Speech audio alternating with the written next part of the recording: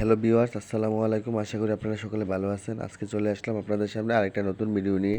আজ আপনাদের দেখাবো তেলাপিয়া মাছ ভুনা করে। তো মা এখানে আগে থেকে কেটে রাখা মাছগুলো ফ্রিজে রেখে দিয়েছিল, আর ফ্রিজ থেকে বের করে এখন এগুলাকে ধুয়ে নিচ্ছে।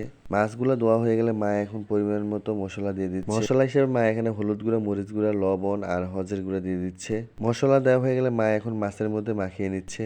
মশলা মাখানো হয়ে গেলে মা এখন এগুলাকে বেজে নেবে। এই জন্য মা চুলার মধ্যে একটা কড়াই বসিয়ে দিল, আর এর মধ্যে তেল দিয়ে দিল। তেলটা গরম হয়ে গেলে মা মাছগুলা দিয়ে দিবে। মাছগুলার এক সাইড ভাজা হয়ে গেলে মা এখন এটাকে উল্টে পাল্টে নিচ্ছে। মাছের ভুনা করার জন্য মা এখানে পেঁয়াজ কেটে নিচ্ছে। মা প্রথমে পেঁয়াজগুলোকে ছুলিয়ে এখন এগুলোকে কুচি কুচি করে কেটে নিচ্ছে। পেঁয়াজ কুচি হতে হতে ওই দিক দিয়ে আমাদের মাছগুলো ভাজা হয়ে গেছে। এখন মা মাছগুলাকে কড়াই থেকে উঠিয়ে নিচ্ছে। সবগুলা মাছ কড়াই থেকে উঠানো হয়ে গেলে মা এখন এই তেলের মধ্যে পেঁয়াজ কুচিগুলো দিয়ে দিল, আর পেঁয়াজ কুচিটা পরিমাণ মতো ভেজে নিবে। এখন মা এর মধ্যে পরিমাণ মতো লবণ দিয়ে দিল, আর সাথে দিয়ে দিচ্ছে হলুদ গুঁড়া, মরিচ গুঁড়া। মশলাগুলো দেওয়া হয়ে গেলে মা এখন এর মধ্যে পরিমাণ মতো পানি দিয়ে দিবে। পানি দেওয়া হয়ে গেলে মা এটাকে একটু কষিয়ে নিবে। মশলাটা কষানো হয়ে গেলে মা আবার এর মধ্যে পরিমাণ মতো পানি দিয়ে দিল, আর পানি দেওয়া হয়ে গেলে মা এখন এর মধ্যে মাছগুলো দিয়ে দিচ্ছে। মাছগুলো দেওয়া হয়ে গেলে এটা কিছুক্ষণ চুলার মধ্যে রেখে দিবে। ঝোলটা যখন ঘন হয়ে আসবে তখন মা এর মধ্যে কাঁচামরিচ দিয়ে দিল, আর কাঁচামরিচ দেওয়ার কিছুক্ষণের মধ্যে আমাদের মাছের বোনাটা হয়ে গেল। আর মা মাছের বোনাটা উঠিয়ে একটা বাটির মধ্যে নিয়ে নিল। মাছের বোনার কালারটা দেখেই বোঝা যাচ্ছে আজকের মাছ বোনাটা